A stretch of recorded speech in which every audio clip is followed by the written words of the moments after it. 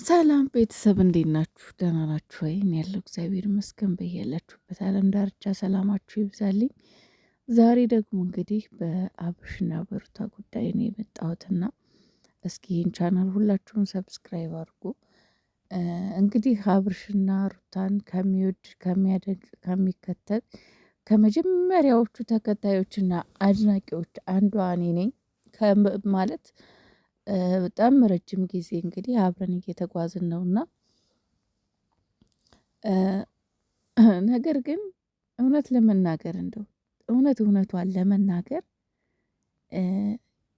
በጣም እየጎላ የታየው የአብርሽ አምባገነንነት፣ የአብርሽ የበላይነት፣ የአብርሽ በቃ እንዴት ልበላችሁ፣ እኔ በጣም ማለት እኔ ሁለቱንም ከሚወዱት አንዷ ነኝ። ረጅም ጊዜ መከታተላችኋለሁ። ያው ሩታ በመሀል አታጠፋም እያልኩ አይደለም፣ ታጠፋለች። አንዳንድ ጊዜ የምታጠፋቸው ጥፋቶች አሉ። ግን ደግሞ ሞር በቃ እየጎላ የሚታየው የአብርሽ ጥፋት ነው። በጣም ስህተት ይሰራል፣ በጣም ያጠፋል።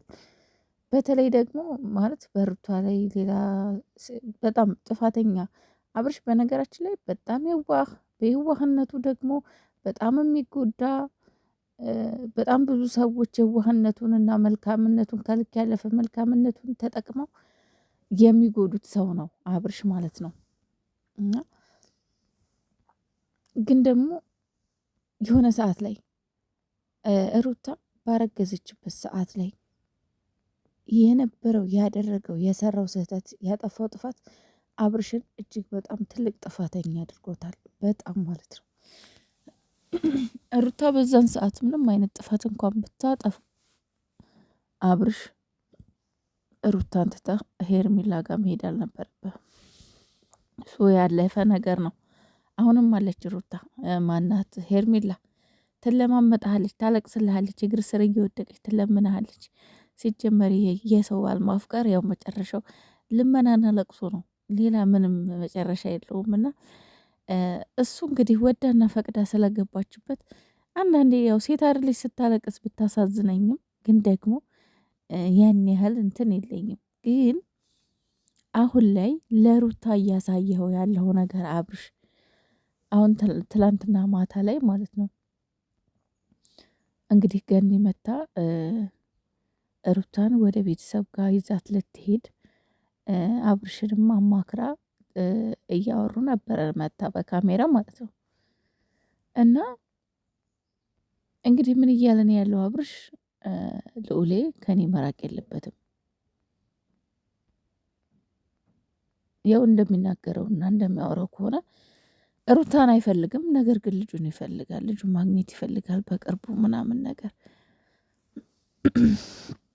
ሩታ ማግኘትና ልዑሌን ብትወድ ልዑሌን የምትፈልገው ቢሆን እኮ አንድ አባት አንድ ወንድ ልጅ የሚከፍለው መስዋዕትነት ምንም እንኳን ሩታ ጥፋት ብትሰራ እንኳን ሩታ ምንም አብርሽን ብትበድለው እንኳን ቢያንስ ለልጁ ብሎ ከሚስቱ ጋር ተስማምቶ ተዋዶ ተከባብሮ መኖር ነው አይደለም? እስኪ እውነታውን እንነጋገር፣ እንደዛ አይደለም ነበር። ግን ደግሞ አይደለም። የአብርሽ መጨረሻ አንተ ፍላጎትህ ምንድን ነው? በቃ ሴቶች በዙሪያ ምናምን በቃ አለ አይደል? ጸዴ ሴቶች አለ አይደል? ጌጣቸው የሚያገለባብጡ ሴቶች ምናምን ነገር ከዙሪያ በቃ ጋርዶችም እንዲሆኑ የምትፈልገው ሴቶች ናቸው። ግን እሳ ደግሞ ሩታን ልክ እንደቀምጥ ልጅ ይዛ ቤት እንድትቀመጥ ነው የፈለግከው አይደለ? እንደዛ ነው። እኔ ሁኔታውን ሳየው ዝም ብዬ ስመለከተው አብርሽ ሩታን የሚስትነት ሳይሆን በቃ የሆነ የቅምጥ አድርጓታል። ታውቃላችሁ? የሚስት ሳይሆን የቅምጥ እንደዛ ነው ፍላጎቱ ማለት ነው። እንዴ ለምንድነው ቤተሰቦቿ ሀገር አትሄድም? ልጁን ይዘሽ አትሄድም? እኔ እየመጣሁ የማየት መብት አለኝ፣ እንደፈለግኩ የመሆን መብት አለኝ የምትለው ያንተ ቅምጥ ናት፣ ሰራተኛህ ናት። ምን ለማለት ፈልገህ ነው አብርሹ? ኧረ ተው አብርሹ፣ አብርሹ አትሁን። ኧረ ተው ግን ተው ግን ለሚስትህና ለልጅህ ክብር ይኑርህ። እውነት ለመናገር በጣም ስህተትህ ጎልቶ ይታያል አብርሽ። ምክንያቱም ጭራሽ ደግሞ ትላንትና ቤተሰብሽ ጋር ልዑልን ይዘሽ አትሄጂም፣ ልጁን ይዘሽ መሄድ አትችይም። ምን አይነት አባባል ነው? እንዴት እንደዚህ ይባላል? እንዴት እንደዚህ ልትል ትችላለህ? ለምንድን ነው የማትሄደው? ሁሉን ነገር በቃ አንተ እንዳልክና አንተ እንደፈለክ ነው መሆን ያለበት። ሩታ ያንተ ቅምጥና ሰራተኛ ልዩነት የለውም። በነገራችን ላይ ሰራተኛ ናት፣ እንደፈለክም የምታሹራት ልጅህን የምትወድና ልጅህን የምትፈልግ ልጅህ ካጠገብህ እንዲርቅ እማትፈልግ ቢሆንማ ወዲያ ወዲህን እንጥጥ ማለትህን ትተህ ከማንም ጋለሞታ ጋር መዝለልህን ትተህ አርፈህ ቁጭ ስል ነበር እዛው ቤት እዛችሁ በቃ ከሩታ ጋር ትዳርህን አስከብረህ ኑሮህን አስከብረህ ልጅህን አስከብረህ እነት አሁንማ ማለት ነው ልጁ እያሳዘነኝ ነው። እግዚአብሔርን እንዴ አንድ ሰሞን ከእናቱ ለይተው አከረሙት። አስበው እንግዲህ አንድ ሰሞን ደግሞ በቃ የኔ ነው። በመሀል ይሄ ልጅ ነው የሚጎደው ታውቃላችሁ።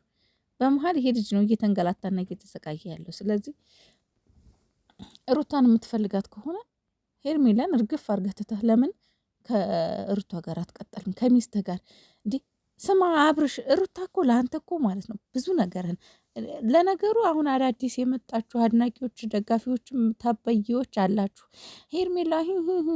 ሄርሜላ አሁን አብርሽ ራሱን ከቻለ በኋላ አብርሽ ባለመኪና ባለቤት ከሆነ በኋላ ባለብር ከሆነ በኋላ ታዋቂ ከሆነ በኋላ ነው የመጣችሁ። እሺ ሩታ ግን ድሮ መጀመሪያ አብርሽ እዚህ ደረጃ እንዲደርስ ዋጋ የከፈለችው የተሰደበች የተረገጠች ዋጋ የከፈለች ትልቅ ደረጃ እንዲደርሱ ትልቁን ድርሻ የወሰደችው ሩታን አሰምታችኋል እንጂ ሄርሜላ አይደለችም። ስለዚህ አብርሽ ትልቅ ቦታ መስጠት ያለበትና መኖር ያለበትም መቀጠል የለበትም ከሩታ ጋር ነበረ።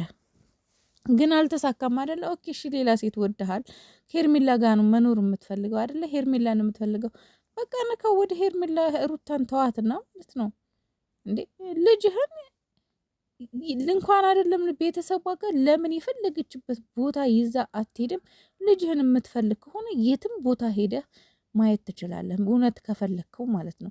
እውነትም ልክ ሩታን ልክ እንደምትወዳት እንደምትፈልጋት ከሄርሜላ ጋር ለመምረጥ እንደተቸገርከው ልጅህንም እንደዛው ካልሆነ ማለት ነው የልጅ ፍቅርና ፍላጎት ካለ የትም ቦታ ገብተህ ማየት ትችላለህ። የትም ቦታ ማለት ነው። ጭራሽ ቤተሰብሽ ጋር የትም አትሄጂም።